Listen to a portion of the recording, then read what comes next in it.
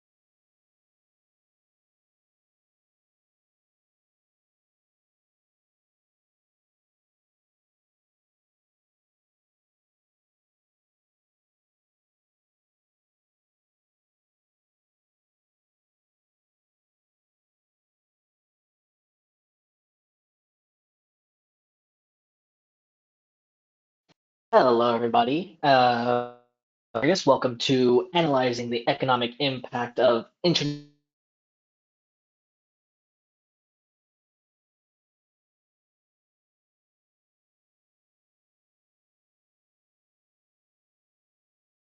Sounds like we might be having some technical difficulties on Sean's side, so I'm going to go ahead and kick us off today. Hi, everyone. My name is Candi Clouse. I'm the Vice President of Customer Success and Education Services here at IMPLAN.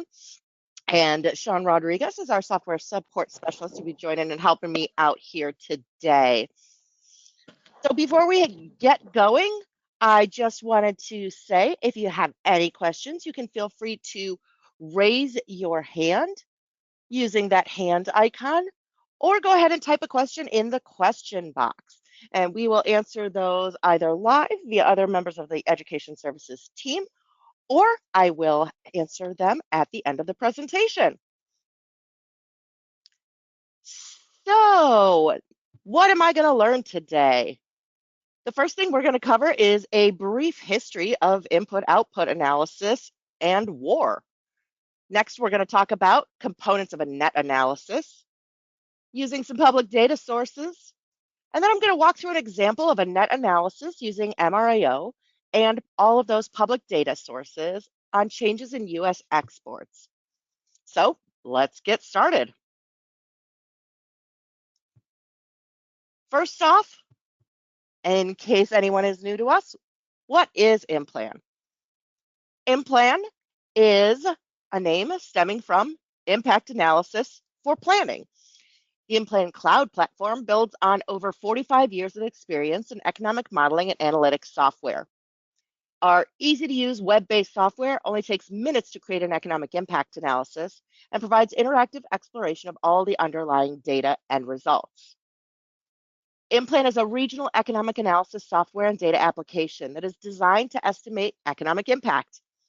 It was created by academics in the 1970s to serve the needs of the United States Forest Service, but it's been transformed today to serve as a solution provider for anyone interested in better understanding their economy.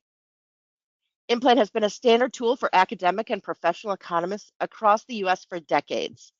The methods used to produce IMPLAN's economic data and economic impact estimates have been widely published in both professional publications as well as peer-reviewed academic journals. Many of these methods are considered standard best practices in a wide variety of applied economic fields today. Each year, IMPLAN compiles over 90 data sources to create our annual data set.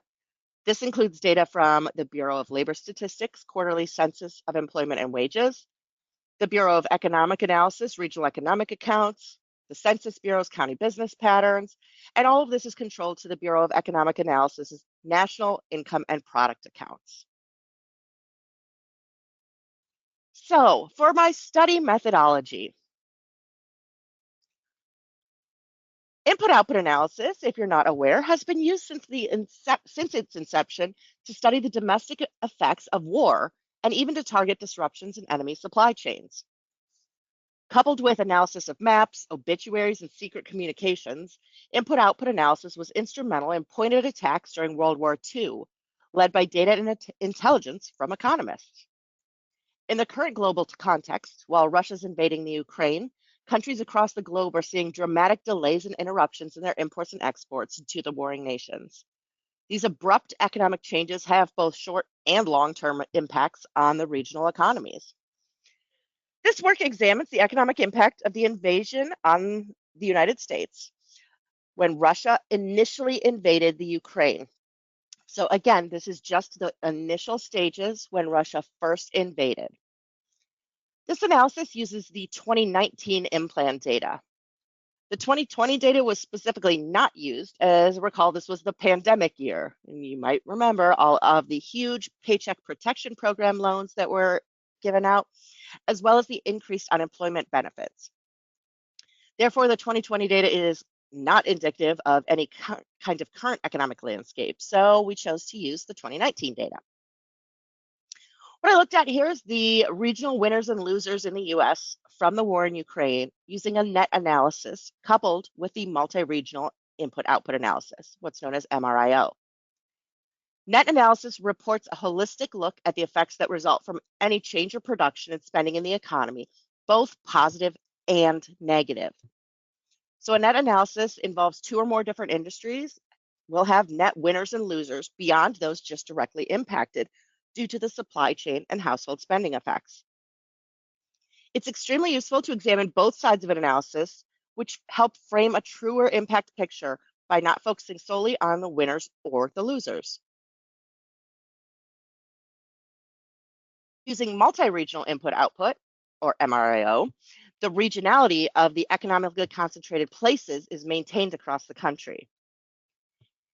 IMPLAN employs interregional commodity trade and commuting in order to assess the change in these linked regions.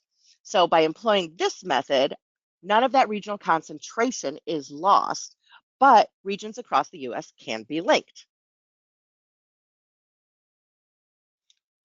So I started with looking at the US export bans to Russia. This is the first side of the analysis of that net analysis, and it's looking at the losses to US businesses from those original export bans outlined by the federal government. First, I took a look at the industries that had immediate sanctions placed on them. So this was, again, that first round, including oil and energy, computers, sensors, lasers, navigation tools, telecommunications, aerospace, and marine equipment. So next, I grabbed the latest export data from the US Census Economic Indicators Division for each of these industries and the associated Russian exports. These values were pulled from the list of all exports at the 4-digit North American Industry Classification System, or NAICS code. As you can see, these exports for the banned industries are totaling almost $1 billion in losses for US firms across 17 different NAICS codes. Those NAICS codes map to 51 different industries in IMPLAN. In fact, 2 of the industries are in the top 10 largest exports to Russia. NAICS 3345, Navigational Measuring Medical Control and Instrument, and 3364, Aerospace Products and Parts. Both of these industries exported upwards of $300 million worth of goods to Russia in 2020. What does that look like regionally?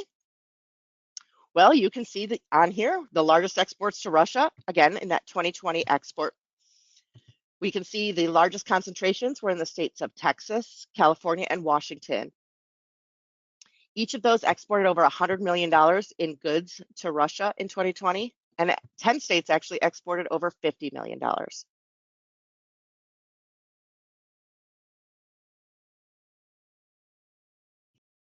On the other hand, the United States also authorized $13.6 billion in emergency aid to Ukraine in the early weeks of the war. This includes a bunch of monetary support, but also was coupled with $1 billion in specific commodities, including anti-aircraft and anti-tank weaponry, all produced within the United States. And this maps to 3 4-digit NAICS code industries. These NAICS codes then map to 17 implant industries. How does that look across the country? Well, we start to see a familiar pattern. The states of Washington, California, and Texas are in the top 3 in terms of the 2020 exports to Ukraine in those industries. Each of these exported over $50 million each year. Using IMPLAN Cloud, I built a custom aggregation scheme. My scheme grouped multiple implant industries that mapped to the relevant 4-digit NAICS code industries from the census data. All other implant industries were left ungrouped. I then built a 51-state MRIO, which is all 50 states, plus our friends in the District of Columbia. To analyze the decrease in exports to Russia, events were created for each state that contained production in each of the 14 affected NAICS codes. Remember, the total loss across the NAICS codes was $982 million. This was split proportionally across the 14 industries based on the actual 2019 production levels in each, recalling that I used the 2019 implant data set. Each state was then assumed to lose a portion of their industry sales based on the total industry sales. For example, Texas exported 28% in NAICS code 2211, so Texas was assumed to lose 28% of the total deficit to that industry. All of these were modeled as negative values. The only difference from the way the loss of Russian exports was entered into the model to the uptick of Ukrainian exports is that the increases to commodity shipments to Ukraine were modeled as positive values. So again, across the 3 affected industries, the $1 billion was split proportionally across the states based on the 2019 production levels in each. So in this case, for example, Washington produced 21% of industry 3364, so it was allotted 21% of the increased spending. So in total, in my 51 region MRIO model, I had 828 events, both positive and negative.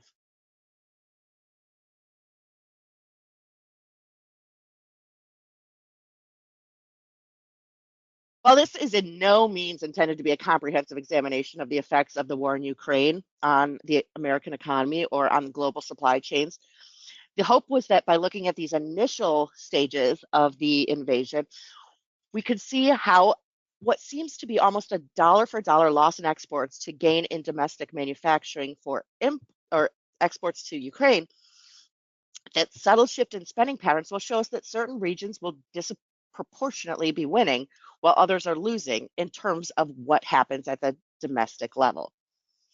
On the surface, it seems like the almost $1 billion loss will be offset by that $1 billion gain. But that's, in fact, not what we see. The direct effect of the positive and negative events had a positive effect on employment, labor income, and output. A negative effect occurred in the value added, stemming from the large negative values in other property income, which consists of consumption of fixed capital, corporate profits, and business current transfer payments, as well as the negative values on taxes on production and imports, which consists of sales and excise tax, custom duties, property tax, motor vehicle licenses, severance taxes, other special assessment kinds of taxes. The indirect, induced, and total effects were negative across employment, labor income, value added, and output. This suggests that the loss in exports to Russia will have an effect on the American economy, which will not be offset overall by the increases in exports to Ukraine. So, as expected across the country, certain states are winners and certain states are losers in the scenario, as the production for these different commodities is spread across the country. For example, Ohio, the heart of the historical manufacturing region of the US, showed the largest positive direct and total employment. The state of Washington came in second for positive direct and total employment, likely due to the fact that Boeing is there. Indiana, also with a heavy concentration in manufacturing, was ranked third. Louisiana had the largest negative direct impact, followed by California and Texas. Texas had the largest negative total employment impact, followed by California and Louisiana. Again, you're hearing the same states over and over again that are going to be affected by all of this. Washington, Ohio, and Indiana were on top in terms of the largest positive direct and total labor income and value added. The largest positive effects were in Washington, Indiana, and Connecticut comes out.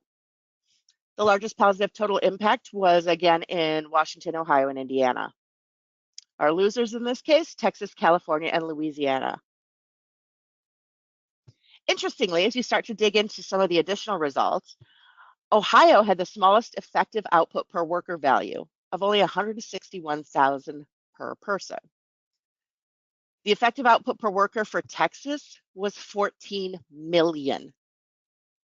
So six states, in fact, had a value that was less than 500,000, but that Texas value is over 10 times higher than the next highest state, which was California, with output per worker value of $1 million.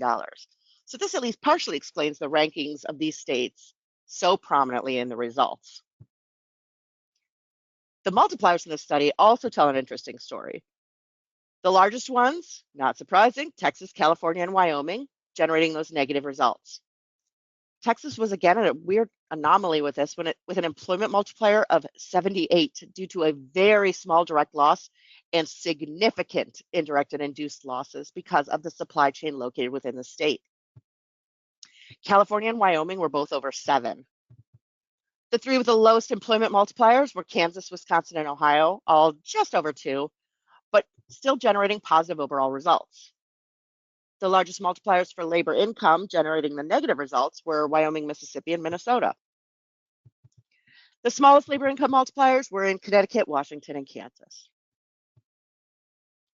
In terms of value add or contribution to gross domestic product, the largest multipliers were in Montana, New Jersey, and Mississippi, all negative. The smallest were in Kansas, Washington, and Arizona, which were all around 2. For total output, the largest multipliers were in New Jersey, Wisconsin, and Ohio, with New Jersey being the only one with negative total results. The lowest were in Kansas, Washington, and Connecticut. At this point, I'm going to pop into the application to show you how this looks. As I mentioned, I had set up a group with 828 events here.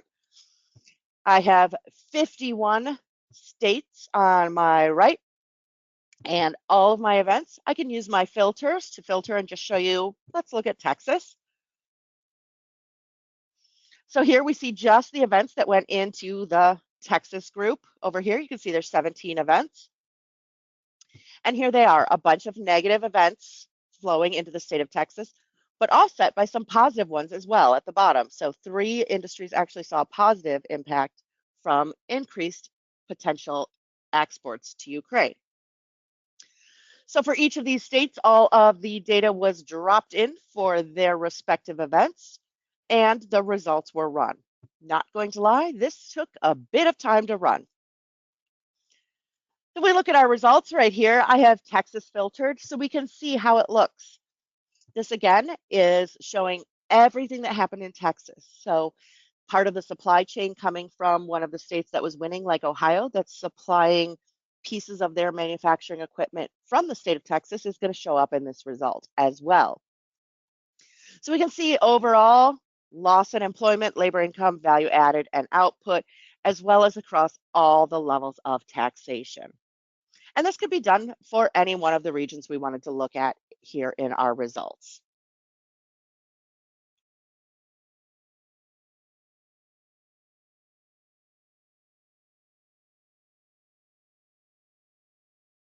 Hopping back into our slideshow, there's a few policy implications that I'd like to think through with you before we close off today. There was a recent article in Politico that pointed out that, quote, some of the nation's busiest weapons plants are gearing up for historic levels of defense spending and to replenish the stocks of artillery, high caliber ammunition, rockets, missiles, and propulsion systems that have been siphoned off to help Ukraine even the battlefield odds against Russia. Recall that this research was done at the start of the invasion and represents only the first round of increased exports to Ukraine and sanctions against Russia. Therefore, it should be noted that as the war has continued to unfold and changes are happening constantly, none of those additional changes are included in what is presented today. Additional considerations that also could be added to further research would include a potential increase in other commodities exported by the US that could see an uptick as Ukrainians, are not able to plant their usual harvest and things like that. So, for example, the bread basket in the middle of the US could see a large increase in foreign sales because other countries are used to getting those kinds of commodities from the Ukraine. Overall, it's obvious, however, that large shift in production from changes in exports affect the US very differently because of those regional specifications that we're all used to seeing, like the historic manufacturing centers, more recent clusters around aeronautics and munitions. These easily manifest themselves in the results of this analysis. So from a policy standpoint, attention needs to be paid to the regions of the country that are going to lose significant dollars because of the bans on exports to Russia. Almost that $1 billion across certain industries, which are very clustered, are going to have some blows to these regions that are likely not going away anytime soon as the war rages on.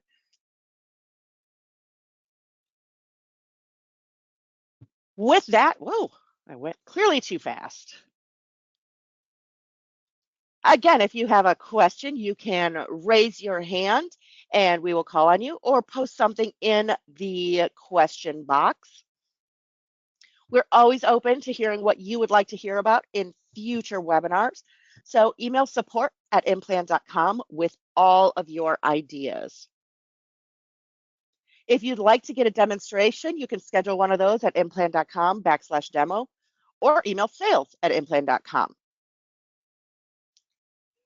As always, you can contact your support customer success managers by emailing support@implan.com, and Colton, Rada, Meg, Kiana, and Autumn will be happy to get back to you.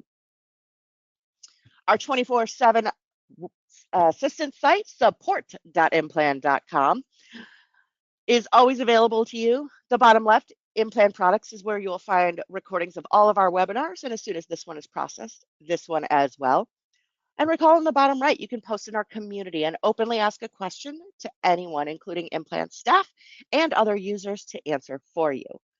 So with that, I will open it up to questions. Sean, would you like to kick us off there? Yes, of course. Candy, you have a question here from William McCraney. If you would like to unmute yourself and ask your question, go ahead. All right, this is Mark. Can you hear me? Yes, we can. I go by Mark instead of William. Oh, sorry. I just went off your name. Sorry about that. That's what the world thinks my first name is, yes. I'm going to ask Go you, ahead. What's your question? crystal ball gazer, when do you think the 2020 COVID effects will no longer be a problem for your analysis in the future?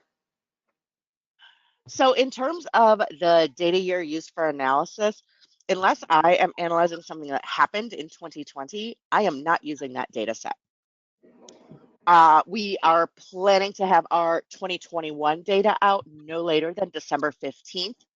And that is very exciting because that kind of will show us that new normal. So a little bit settled after the pandemic year. That was just all sorts of crazy in terms of taxes and incentives and so forth. But that 2021 data year is not going to show all of those crazy things. And it's going to show us a lot more of people working from home, shifts in retail industries, things like that. So I'm really looking forward to being able to use the 2021 data in the future. So essentially next year will be past the 2020 void. The majority of that problem will go away. We're still going to see huge changes in the economy from, if we look at 19 to 21, there's going to be huge shifts that we expect to see just because we know businesses didn't go back to their 2019 levels. Thank you. Of course. Awesome, Kenny. We have another question here from, I'm sorry if I get your name wrong, Shrikar Pradhan. If you would like to unmute That's yourself, go ahead.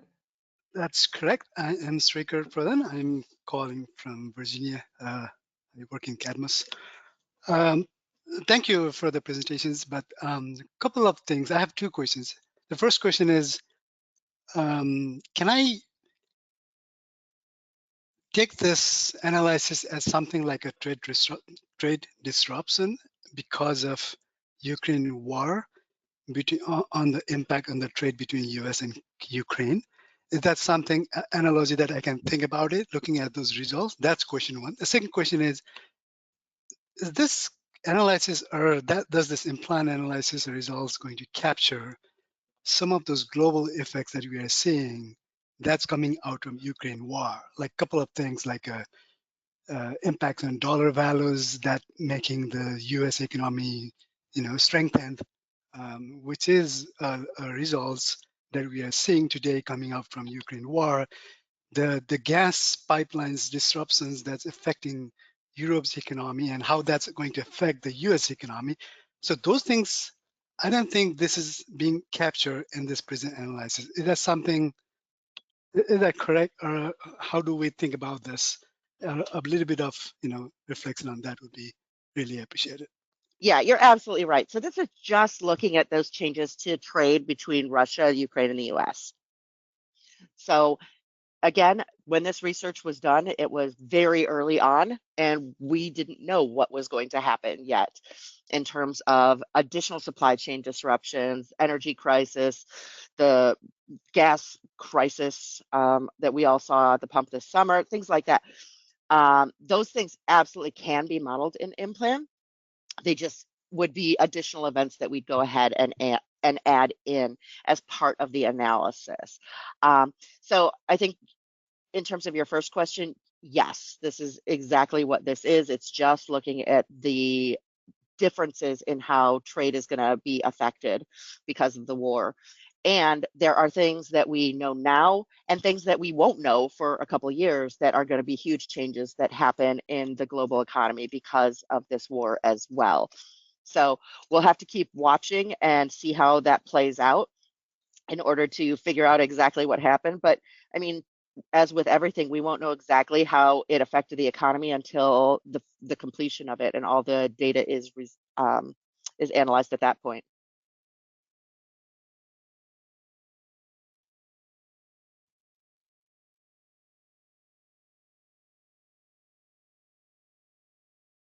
All right, awesome. Well, we have one more hand raised from Joffrey Brand. Go ahead and unmute yourself. And Yes, quick question. You show the oil and gas industry being a net negative in this analysis. However, the fact that and you're using 2019 database with 2019 prices, is there like an approximation you could do to show that obviously that given the high rise in commodity prices immediately after the war, by either, I don't know, giving extra income, business income to those states or anything along those lines?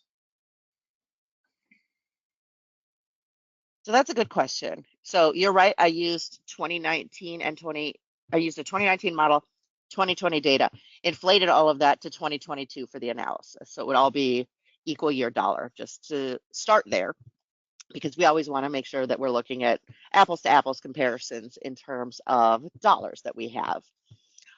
In terms of how the dollar is affected, that is not part of this. So any changes in the local economy because of rising costs like that are not going to be part of what I just presented.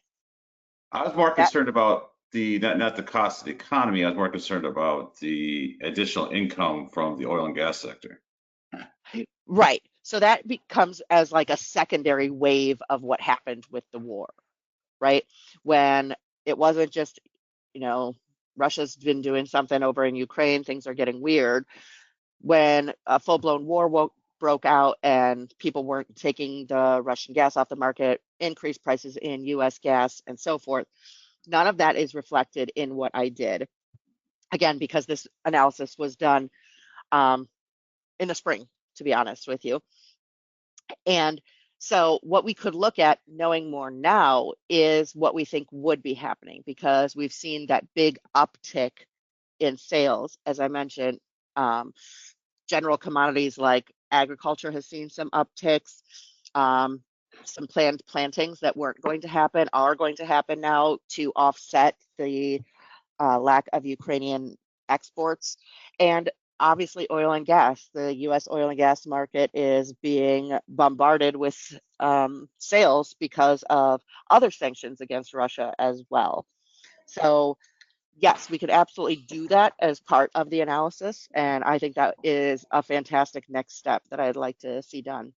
My question was less on volume and sales numbers in 2019 dollars. My question was more along the lines of obviously there's a volume loss of oil trade, whatever.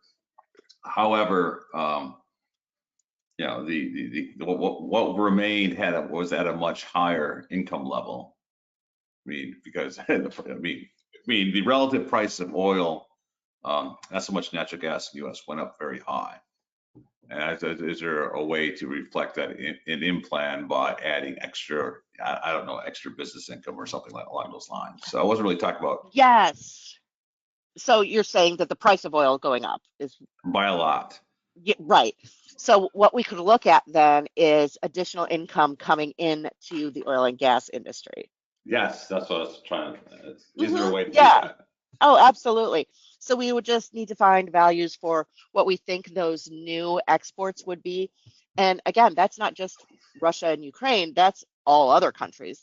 So look at, the difference between what we had in terms of volume and pricing in 2021 exports to all other countries versus what we have right now, and model that increased price that we're able to charge because it's now more of a hot commodity. Yeah, absolutely. Okay, thank you. Of course. All right, awesome. We got a couple of questions in the chat as well. We have a question here from Haley Owens that says, thanks. Could you briefly outline the public data sources used again? Yes. So in terms of what I used for this analysis specifically, obviously IMPLAN uses public data sources as well to create our annual data set. But in this case, I was able to pull the estimates on what the US was previously exporting to those countries, to Russia and Ukraine, from the US Census. And you can pull all of that by NAICS, and it's out of their Economic Indicators division. So I looked at it at the 4-digit NAICS level, and it'll give you by NAICS code how much of each commodity is exported to each country. So I pulled all of that data, and then I used news sources to confirm that the appropriate amount, the sanctions on the appropriate industries, and then the increased production that would be required to send the additional supplies to Ukraine as well.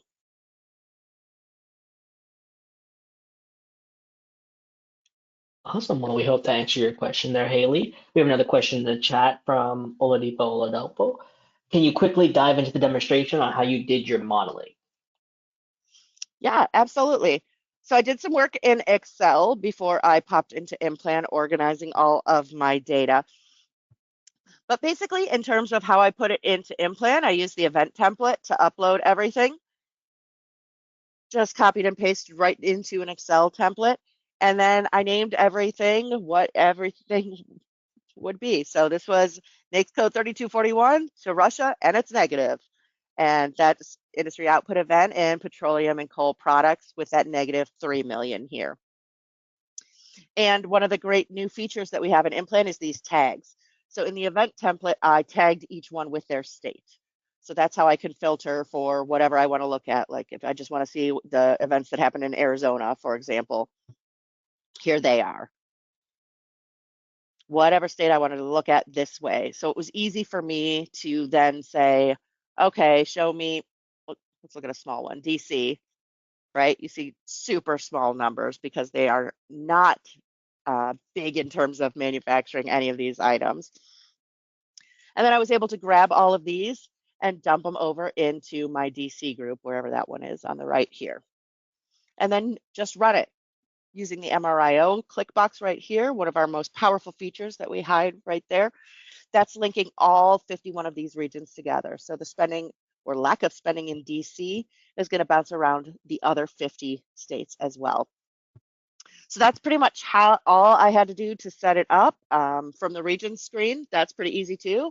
It's literally all 50 states selected, which you can click on the map, or you can come into our region list and select. This is an easier way when you got a bunch to do. So this is states, provinces, districts, and territories. So if I select all and oops, just get rid of the territories in here, I would have my 50 states, and I could pop those right over, ignoring again the 5 US territories. And then in terms of my results, clearly I'm not authenticated to view them today. Sometimes happens when you're doing things in the same project at the same time. Everything it's going to show me is overall those losses to the economy. And what I had done before in the demonstration was shown just one region. So it doesn't matter what it is. I think I showed Texas before. And then just click refresh. And this is how I was able to pull down the state by state impacts.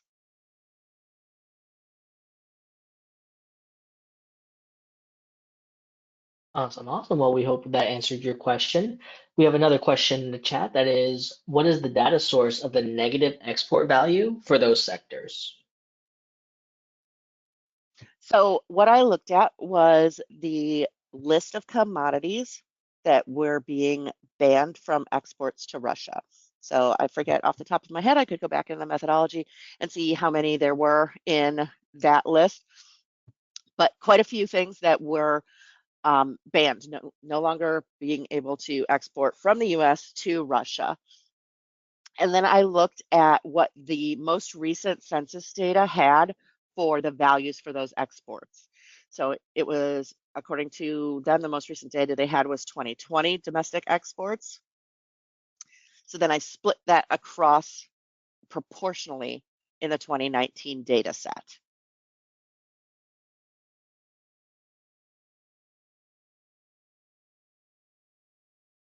All right, awesome. I hope that answered your question as well. We have a hand raised from Ali Arshad. If you want to go ahead and unmute yourself and ask your question. Yeah, so my question is, if I have a smaller data set from IMPLAN, let's say one state, and I know how much is exported to, say, Russia and Ukraine, can I model the impact the same way? If yes, how distorted it would be from what you did?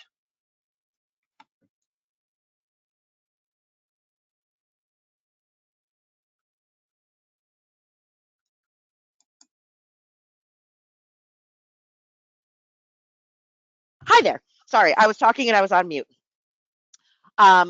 You can absolutely model just one state in this exact same sort of methodology. The only thing you're going to see is it being slightly undervalued because you won't see the supply chain linkages bouncing from other states into your state, or your state's money supply chain bouncing in your state back out and back in again. So it will be an underrepresentation, but it will definitely capture the lion's share, so to speak. Thank you. Absolutely. Awesome. We have another question here from Madeline Jowdy. If you want to go ahead and unmute yourself and ask your question.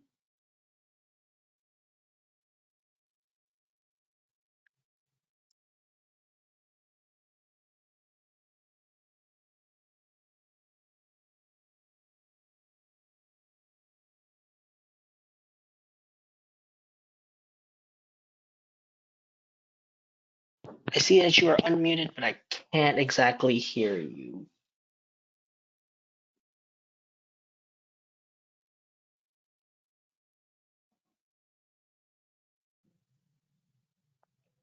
Maybe we give her a second and pop to the next one? Yeah, of course. We have a hand raised and a question from Abdul. If you want to go ahead and unmute yourself, Abdul, you can go ahead and ask your question. Because I see you both asked the question as well as raised your hand.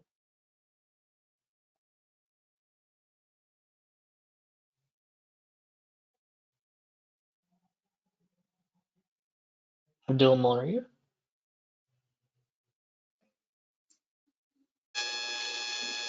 Yes, thank you very much. I'm Abdul Munir from Grace Bangla, Bangladesh. We all are concerned about, we are suspecting the crisis in energy sector, food sector, and many other sectors all over the world due to the Russian and Ukraine war.